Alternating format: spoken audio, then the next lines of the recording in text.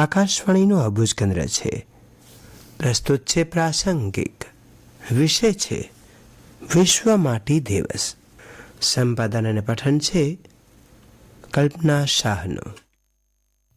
પંચતત્વોનું બનેલું આપણું શરીર માટીમાંથી બન્યું અને માટીમાં ભળી જવાનું છે એવું આપણે બોલતા હોઈએ છીએ.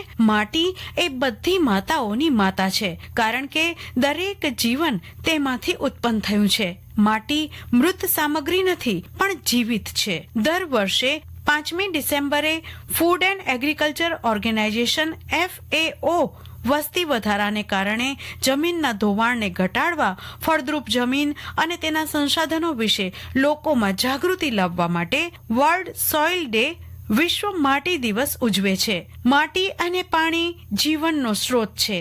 આપણા ગ્રહનું અસ્તિત્વ જમીન અને પાણી વચ્ચેની કિંમતી કડી પર આધારિત છે. આપણા 95%થી વધુ ખોરાક આ બે મૂળભૂત સંસાધનોમાંથી ઉત્પન્ન થાય છે. વર્ષ 2013માં અમેરિકાની મહાસભાની 68મી સામાન્ય સભાની બેઠકમાં 5મી ડિસેમ્બરને વિશ્વ માટી દિવસ તરીકે ઉજવવાનો સંકલ્પ લેવામાં આવ્યો હતો. આ દિવસે માટીને જીવિત રાખવાના, માટીમાં પોષક તત્વો વધારવા માટે જાગૃતિ કાર્યક્રમ યોજવામાં આવે છે. આજનો દિવસ તંદુરસ્ત જમીનના મહત્વ પર ધ્યાન કેન્દ્રિત કરવા અને જમીનની સંસાધનોના ટકાઉ વ્યવસ્થાપનની હિમાયત કરવા પૃથ્વીવાસીઓમાં જાગૃતિ લાવવા માટે ઉજવાય છે.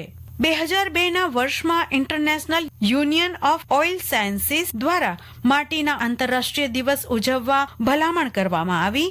બાદમાં UN દ્વારા 2013માં સત્તાવાર જાહેરાત બાદ 2014માં પ્રથમવાર સત્તાવાર દિવસ તરીકે ઉજવણી કરાઈ હતી. આ દિવસની ઉજવણી માટે 5મી ડિસેમ્બરની તારીખ પસંદ કરવાનું કારણ ડોક્ટર કિંગ ભૂમિબોલ અબ્દુલાદેજના જન્મદિવસને યાદ કરવું છે, જેમણે માટી સંરક્ષણમાં મહાન યોગદાન આપ્યું હતું. આપણા જીવન માટે માટી મૂળભૂત છે, કારણ કે તે ખાદ્ય પદાર્થો, પાણીનો સંગ્રહ અને પર્યાવરણના સંતુલન માટે અગત્યનું સૂત્ર છે. સૌથી પહેલા આ વિશેષ દિવસને કૃષિ સંગઠન દ્વારા ઉજવવામાં આવતો હતો.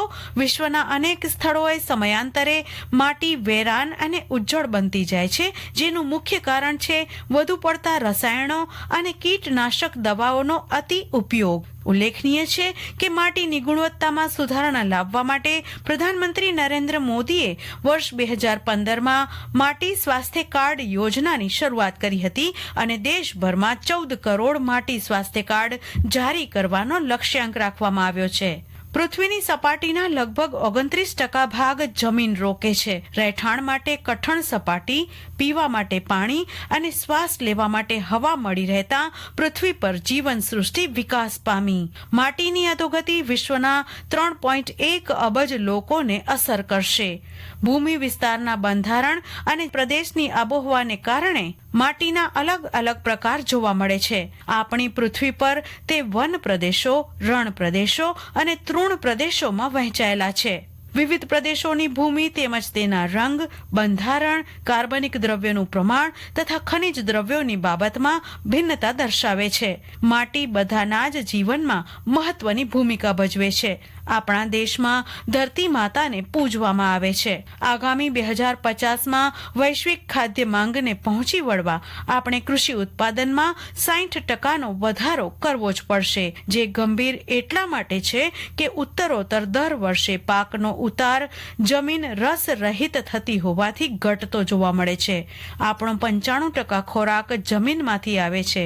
આજે વિશ્વની 33% જમીન ક્ષીણ થઈ ગઈ છે, ત્યારે આગામી દિવસોમાં ભયંકર સ્થિતિ જોવા મળશે તેવું મનાઈ રહ્યું છે. આપણે આ સમસ્યાને પહોંચી વળવા માટીની તંદુરસ્તી વધારવા સાથે ટકાઉ જમીન વ્યવસ્થાપન દ્વારા 58% સુધી ઉત્પાદન વધારવાની જરૂર પડશે તથા કુદરતી રીતે બનતા રસાયણો છોડ માટે જરૂરી છે. આજે તેમાં પણ નાશ થતો જોવા મળે છે. આવો, જે માટી દ્વારા આપણને જીવન મળ્યું છે તે માટી બચાવવા માટે પ્રયત્નો કરીએ, એ જ આજના દિવસની સાર્થકતા છે.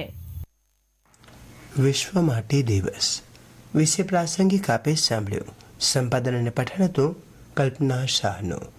આ પ્રસારણ છે આકાશવાણીના ભુજ કેન્દ્રનું.